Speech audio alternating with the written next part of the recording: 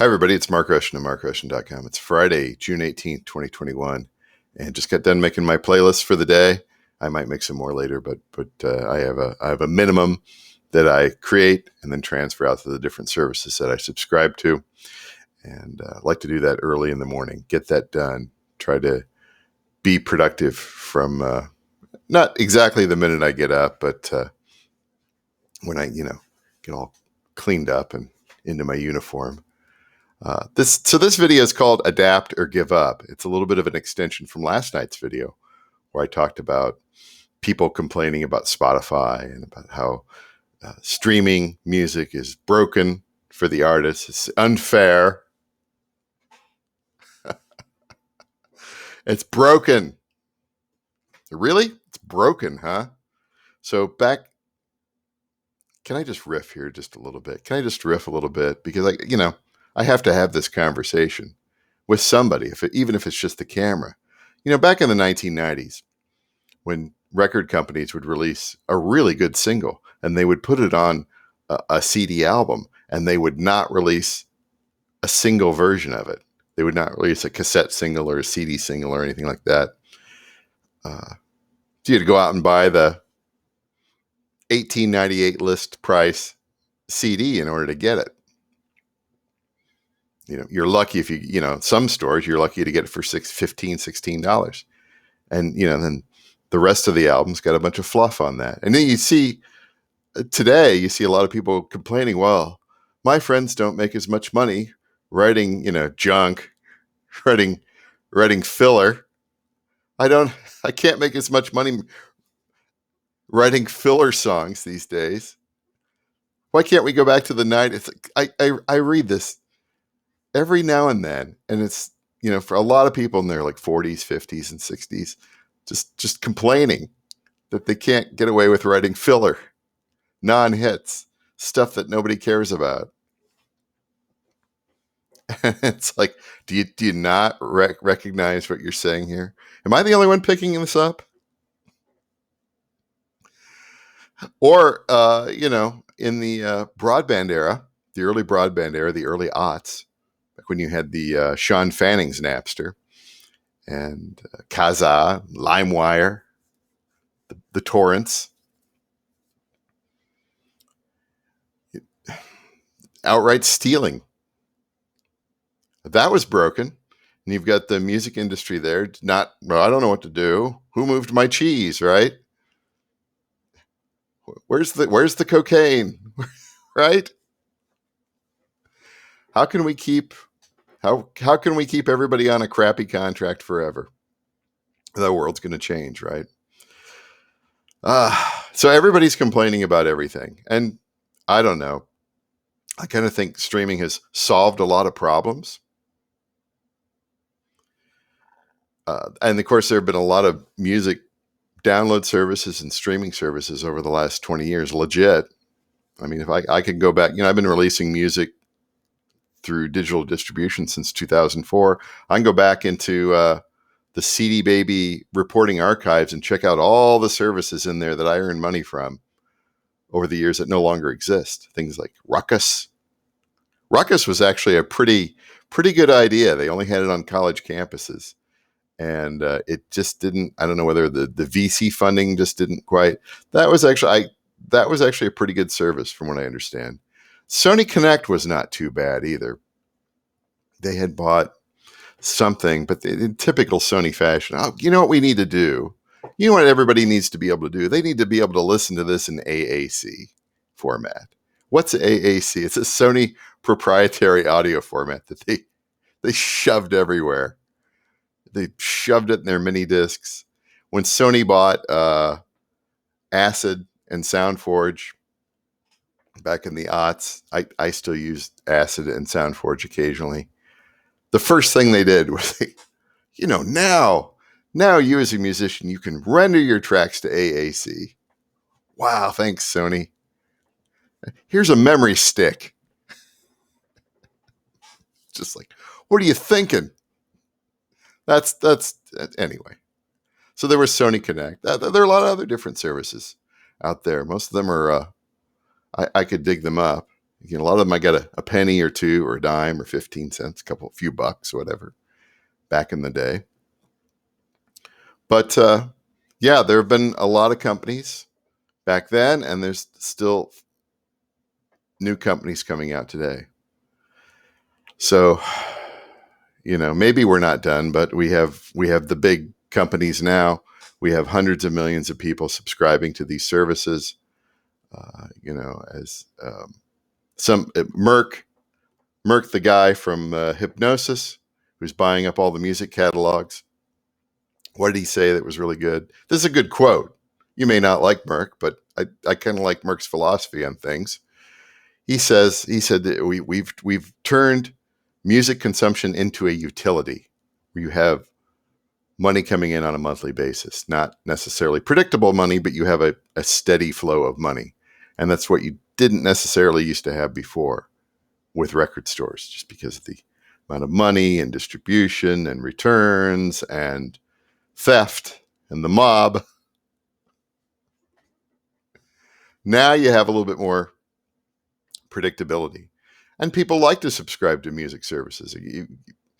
I don't know where the line was, but 2015, 2016, 2017, somewhere in there, where it started just like people were just, oh yeah, I think I'll subscribe to this.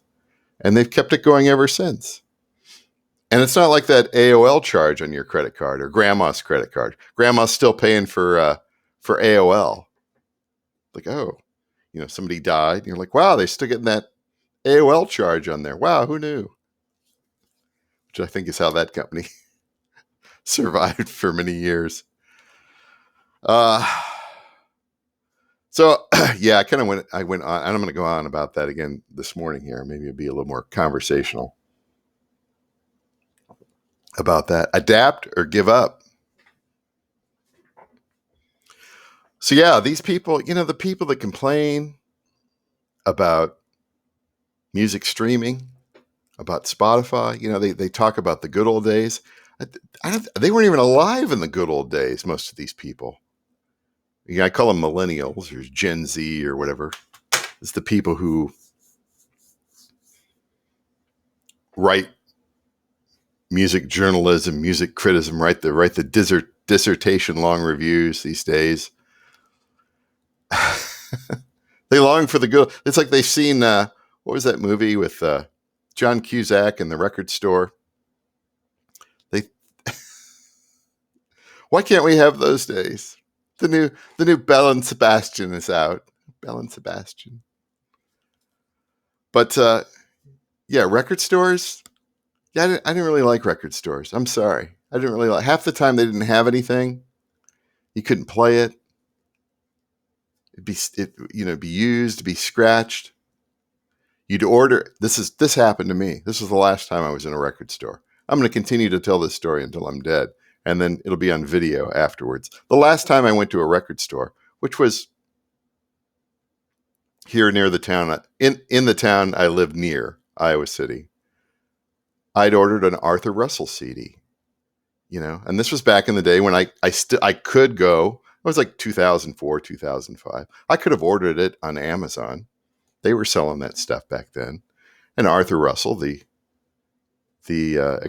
cellist and disco dude, and from Oskaloosa, Iowa.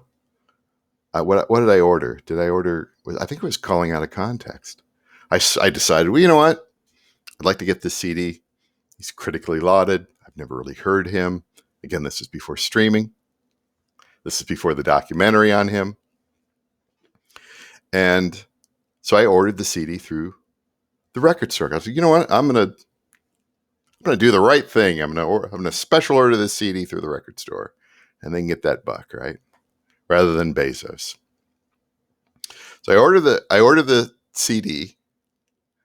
Never heard back. A few weeks later, I stopped into the store. I said, hey, I special ordered an Arthur Russell CD a few weeks ago, but I haven't been called as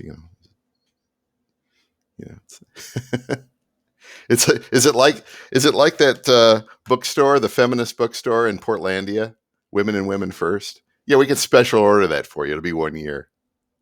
Is it like that? No. Oh, hold on. got to go in the back room for 15 minutes. Gee, I'm just on my lunch break here. And it comes out and it's like, oh yeah, we got that in and we sold it. True story. I can't make that up. You sold the CD. I special ordered. I said I special ordered that CD. What do you mean you sold it? Well, we got it in. We sold it. Like I special ordered that. Well, we can order another one for you. Yeah, I don't think so. I don't think so. That was the last time I was in a record store. Really. I might have gotten into Love Garden in Lawrence. But that's, it's like a used record store. And I like the Cats. I still sort of like used record stores, sort of. But new record stores, they don't even exist other than, the John Cusack, was Jack Black was in that movie or whatever. I can't even remember the name of it. I always get it confused with Grosse Pointe Blank or Con Air. It's one of those movies. It's not one of those movies. Anyway, the good old days, record stores, radio shows. I can't tell you the last time I listened to the radio. Sometimes I'm in the car, I'll be waiting and I'll punch through the stations and I don't know what this is. Well, I woke up one day and I'm on another planet and they're still playing 38 Special. Or what I hear the other day, I was in the grocery store. I can't get it out of my head. No, it wasn't the ELO song. It was something terrible from the early 80s. Just like, do we need to play this anymore? And they also believe that back in the day that, you could make a living as a musician, releasing records, vinyl records. Like, really? Who told you this? Who told you this? I still remember I remember reading many, many years ago, Peter Buck, the guitarist for REM, he was talking about how, I still remember this. He said it was like 1984, or maybe it was 85. One of those years there, after they'd had a couple of hit albums and played on David Letterman and were touring the country, he was talking about how I made $24,000 that year. That's how much I earned. I think it was 84. I think it was after Fables of the Reconstruction. And they toured, and I made $24,000 a year, which today isn't that much, but even inflation adjusted, it's not that much. That's Peter Buck. And you're in a band that's, headlining 1,000, 2,000, 3,000 seat theaters at the time. 10,000 Maniacs opening up for you. Yeah, we're on the Red Bull. We're on the Red Bull and we're on the Red Cup. Got my chaser. Kind of like, these mornings are pretty good here. We'll see how this turns out. So yeah, these people that they complain about Spotify, they complain about streaming, they're a lot of them are lazy. They're malcontents. They don't want to do the heavy lifting. They want everything handed to them. And even if everything is handed to them, it's never enough. I've given you this money. Why don't you give me more of your money? It's unfair. We're special. So special. They hate the rich, and yet they're parasitic. They operate as parasites. And if somebody has $1 more than them, they're rich, right? That's their attitude. That's why you can't talk numbers. As an artist, you really cannot talk numbers because there's somebody out there just angry that somehow you have gotten more, even though you may not even operate in the same world or genre. God forbid we have genres.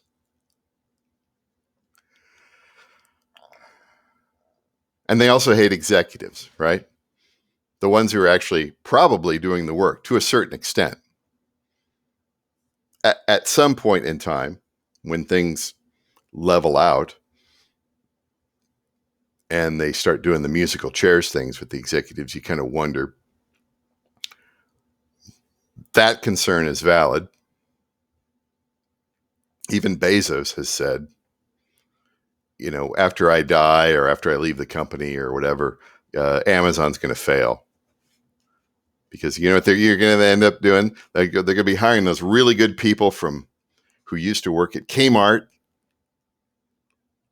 and Sears and Montgomery Ward.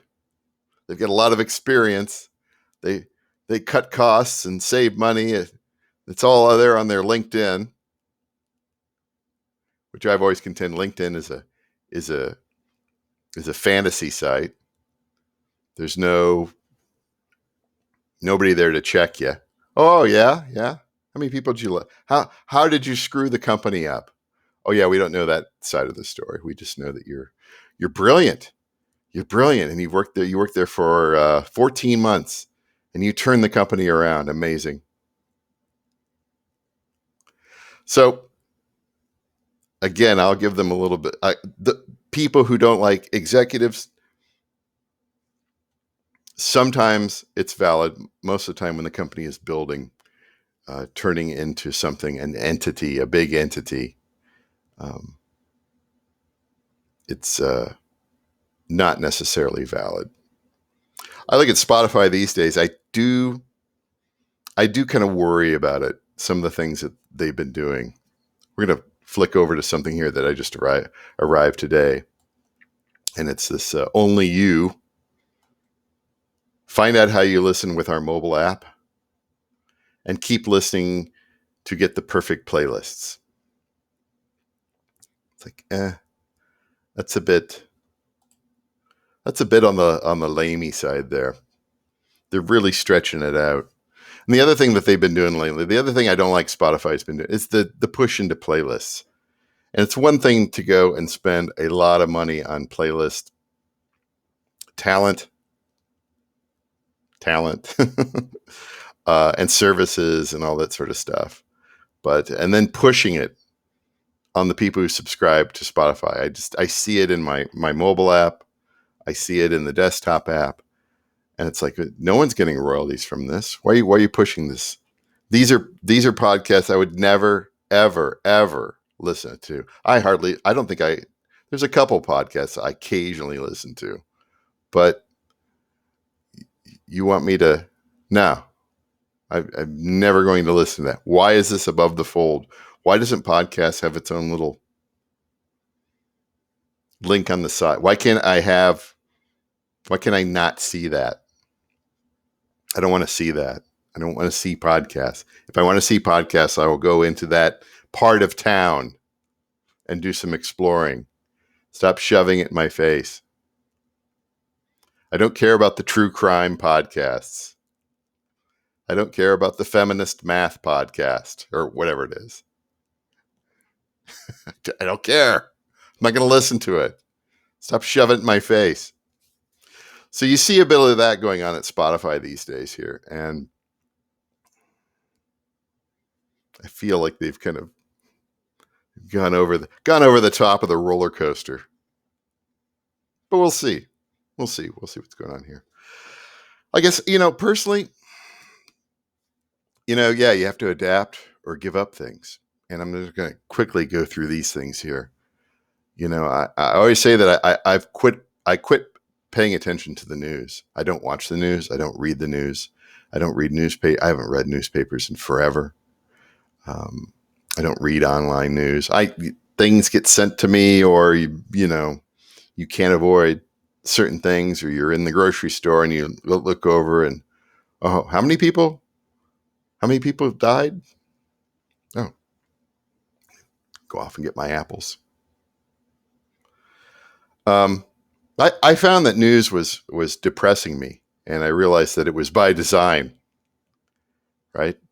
And then if you watch like the evening news, I mean, look at you get those million people earning millions of dollars, spewing whatever, and then there's all the drug ads, depressing news with drug ads.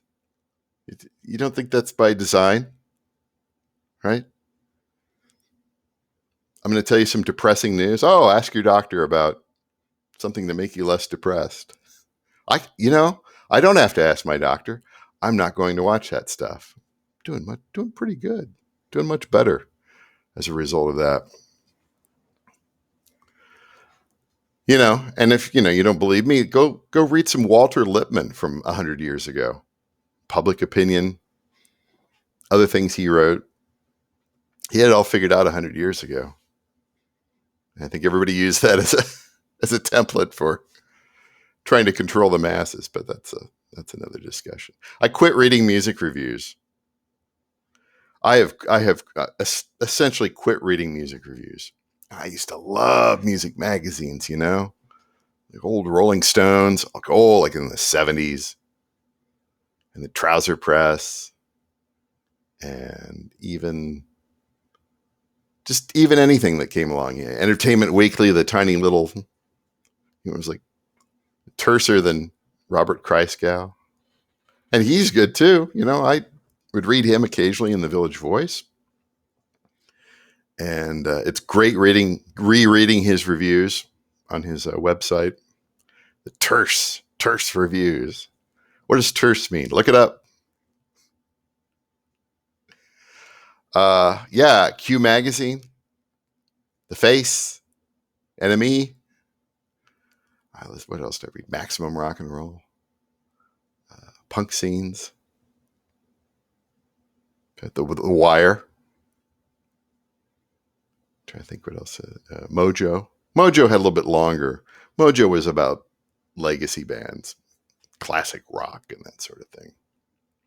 Mostly Q. Q had the shorter reviews. And Q had such great humor back in the late 80s and 90s. They were hilarious. And then they just became, just another music magazine, constantly hawking Oasis way, way, way past its prime. And today, music reviews are online. They are dissertation length. They go on. They're filled with garbage. And like the kids at Lake Wobegon, all the records are above average. And this isn't a criticism of Metacritic. You go into Metacritic and there's the score, and they're all about the same. Unless, of course, the reviewer or reviewers, and they do kind of travel in packs, have a obvious chip on their shoulder about it. And they'll let you know.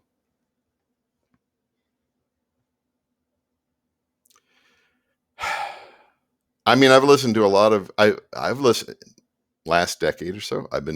I occasionally would see things. This is an A-, or this is an 8.3, or this is a 9.2, or this is a 4 stars, 5 stars, whatever. And I go and fire up the old Spotify Colortini or the YouTubers, and I'd just be like, what is this? This is not for me. This is for somebody else. I don't understand why we have applied a grade or a number to this review. Dissertation length. So yeah, that era is over. That's done. Where are the terse reviews these days? So can't trust reviewers, and you can't trust music journalists. And why is that? Because they have this intense hatred for streaming, particularly Spotify. Hundreds of millions of people subscribe to these services. We want to pay the monthly fee. We want to listen to playlists. We want to listen to algorithmic radio. I can't believe I'm saying this, and I've been saying this for years. I can't believe I trust Spotify's algorithm to make picks for me. And I've already looked at and played tracks from a Release Radar this morning, which comes out on Friday on Spotify. The new Strangler song. Yeah, have you seen Dave? Very good. It's sad. Dave Greenfield died. And I think they're going out on their last tour. But who knows, right? Will they be wheeling Jet Black out? I don't know. And the new Pendulum tracks. Very good. That was in my release radar today. There's more that I'll listen to later. But again, I'm going to trust an algorithm or whatever, computer generated suggestions, because they have better hit ratio than somebody who, 2 years ago wrote for Gizmodo or BuzzFeed or Vox or GQ or the same bunch of publications, which are interchangeable these days.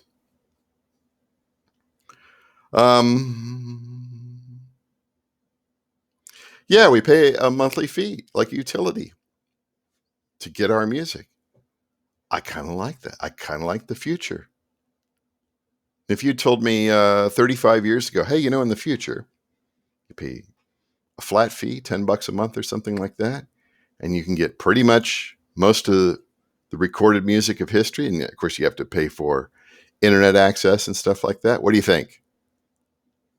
I'd say that's a pretty good deal, and you can listen to it on a mobile device. There it is back there.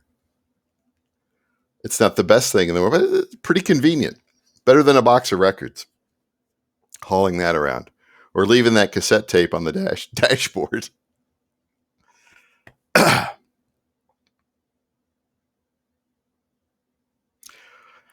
What do they always say? They always say the market is wrong. The market is wrong.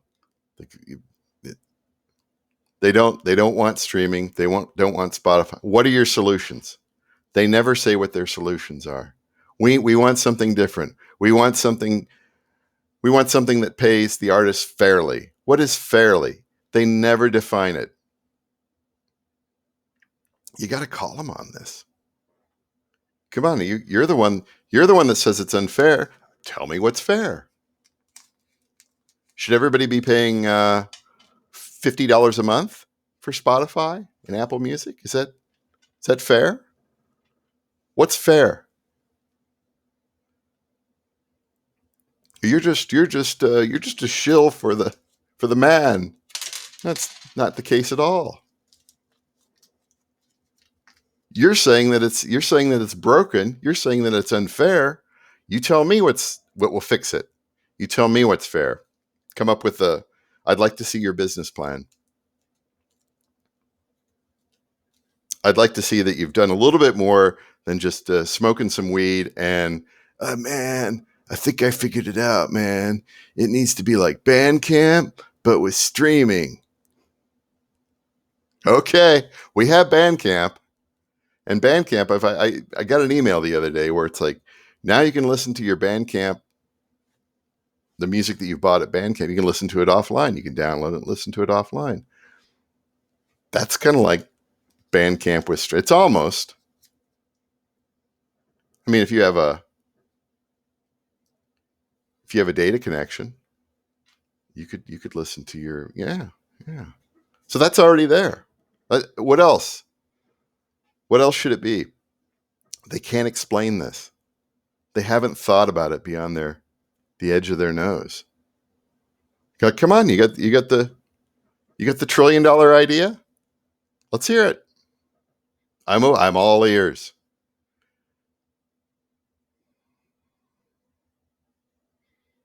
I used to love going to movies. I used to see everything. Well, almost everything back in the day. I don't see anything anymore. Nothing new. It's all cartoon movies these days. And the movie theaters aren't even open. I drive by a couple of them here in town. I had to ask my wife. I said, "Are the theaters even open?" I don't think so. I think some of them have closed. Thank God I got out of that business, huh? Back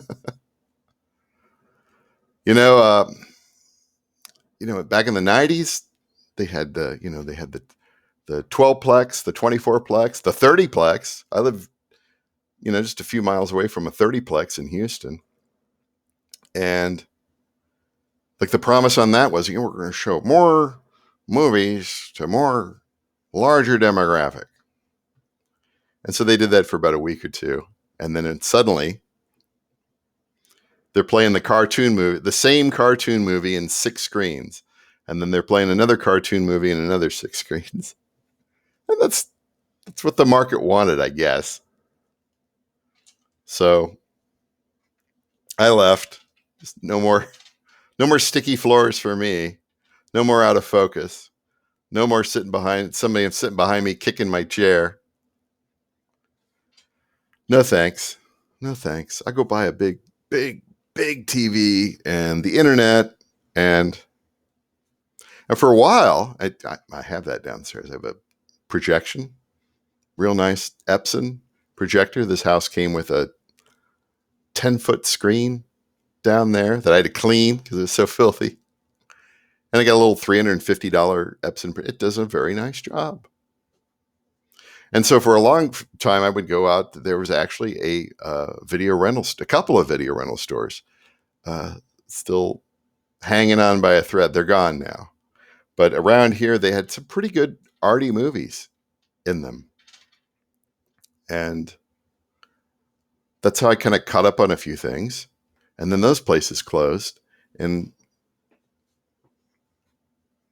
I don't know. I check out things like, Netflix. And Netflix became all about, in the days of the DVDs, you could get a lot of content. But then all the DVDs started arriving cracked and broken. And then we switched over to streaming. And then it became Netflix originals, series, television series. And not everybody had the rights for this.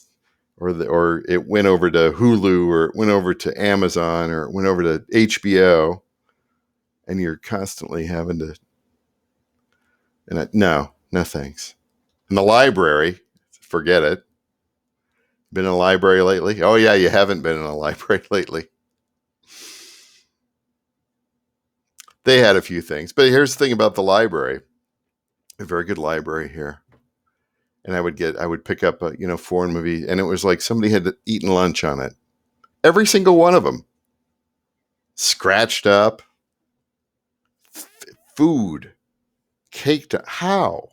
How is that possible?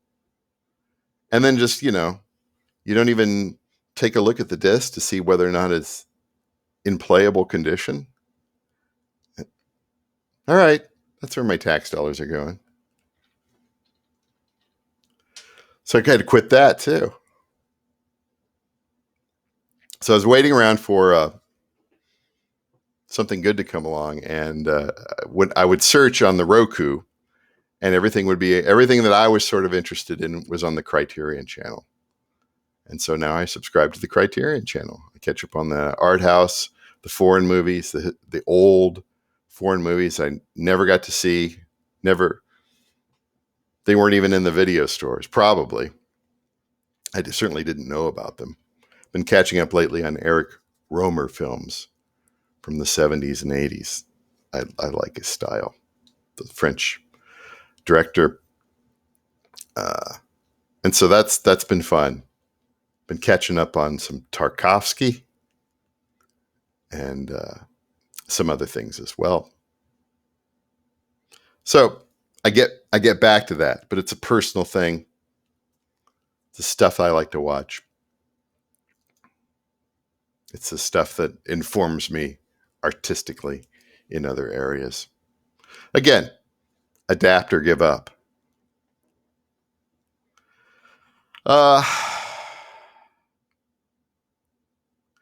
Yeah, I mean, there's certain things that I don't like these days. I don't like it when I can smell when I'm being lobbied about this or that, marketed to, kind of like the weird Spotify stuff, the podcasts.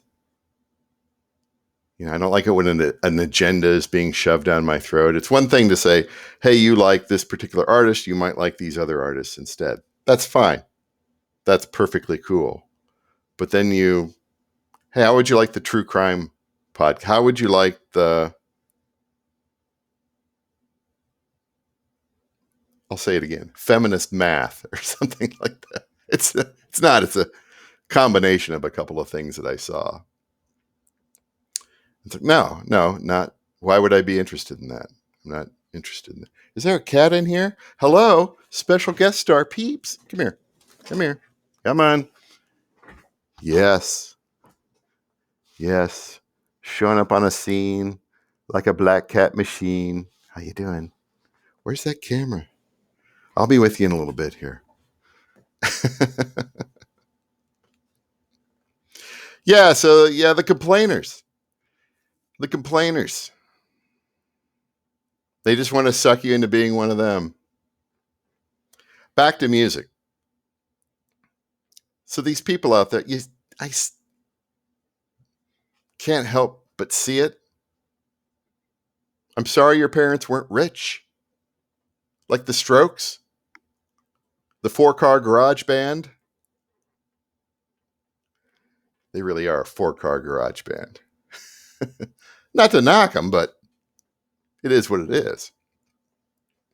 I mean, when your dad has written "It Never Rains in Sunny California," there's some royalty money there somewhere, right? And not to knock them, they had a few good tunes. And actually, old Julian Casablancas had a good solo album several years back. I remember listening to some of that, going, "This is actually pretty good."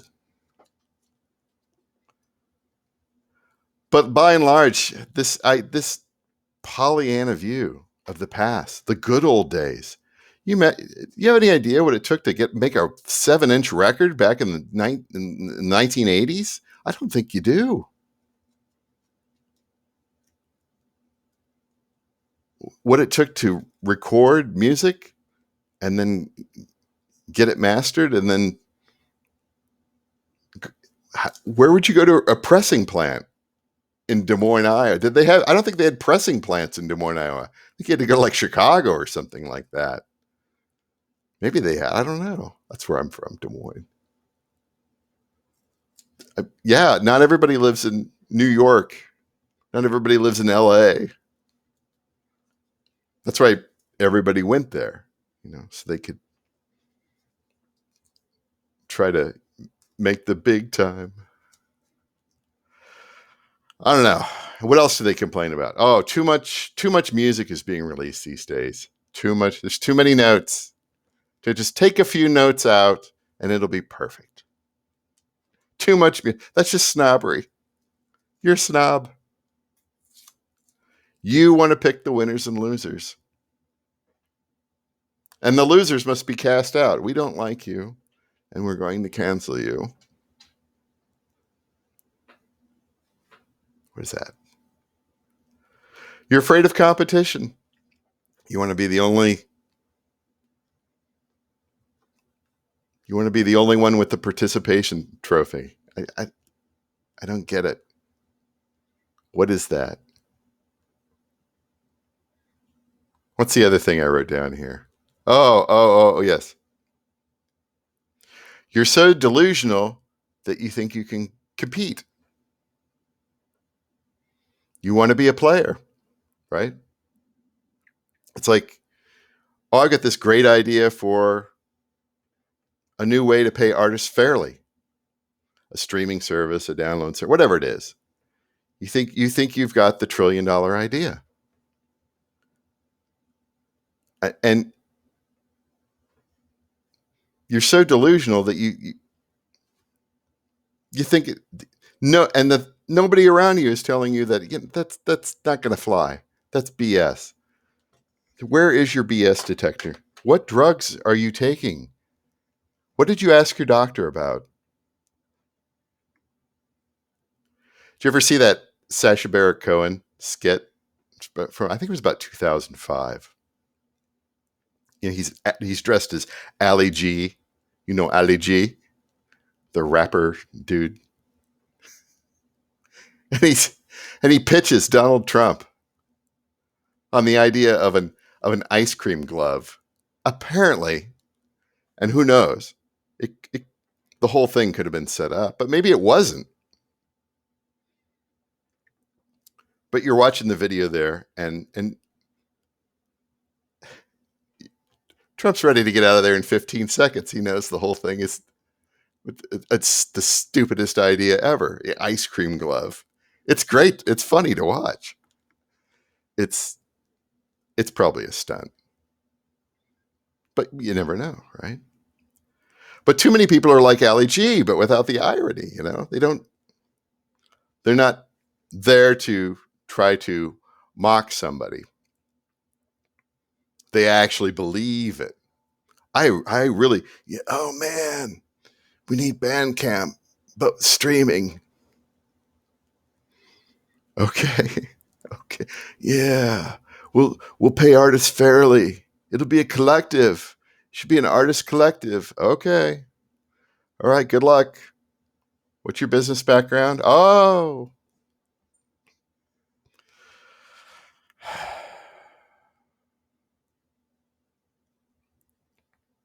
I mean, seriously, you're better off building a service that rips off artists. It's easy, much easier to do. It is. It's much easier to do. It's much easier to build a service that rips off artists. Maybe not necessarily today. I know what you're going to say. You're going to say, well, Spotify is exploiting artists. Really? How are they exploiting artists? They actually pay them. It's not like 1942 when the record industry didn't want to pay royalties to musicians.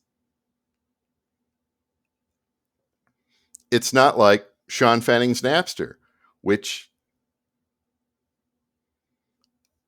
did not pay royalties to musicians.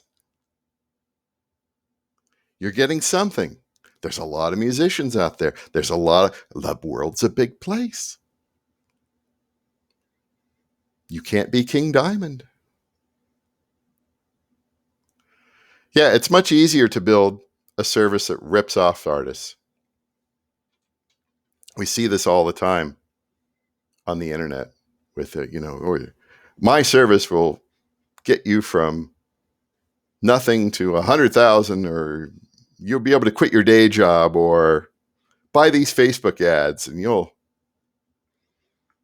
be king of the hill, right? Right.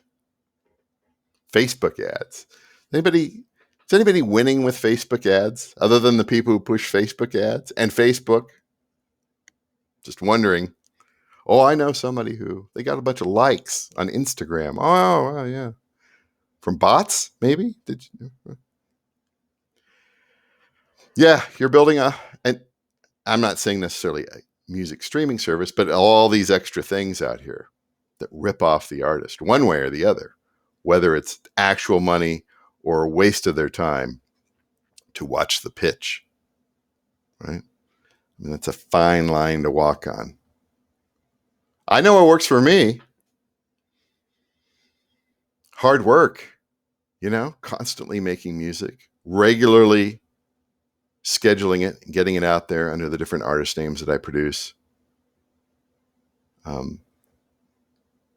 building playlists, occasionally making a podcast, making these videos. They always say, yeah, you talk about being an artist, talk about what interests you, tell the story. So I'm doing that.